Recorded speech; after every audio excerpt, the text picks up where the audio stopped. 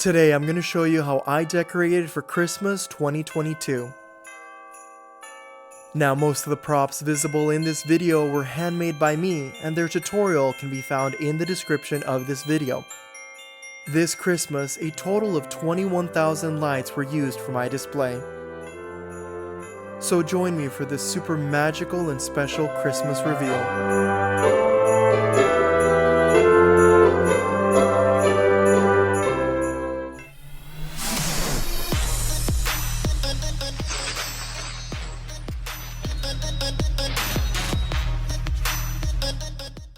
Before doing the walkthrough and the big reveal, I wanted to say thank you to everybody that supported me this year. I got so many messages from people saying that they had built one of my projects and it came out so good, and that really makes my day. I do these things as a hobby. This is not a full-time job. I just want to be able to spread some holiday cheer so that you as well can make something fantastical, something mesmerizing, something beautiful for the holiday. So thank you so much for joining me on this journey. Also, I wanted to say thank you to everybody that's purchased my first book.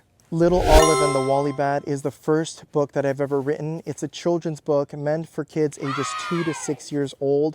It's currently on Amazon via paperback or Kindle. So if you want to support me or get it for a loved one in your life, for a grandkid, for a child, for anybody, go check it out. I'm leaving the link to the book in the description of this video below. So thank you to everybody who's purchased the book. It was just so touching seeing all of these messages from parents, from teachers, from grandparents saying how much they love the book and that they got it for a special someone in their life.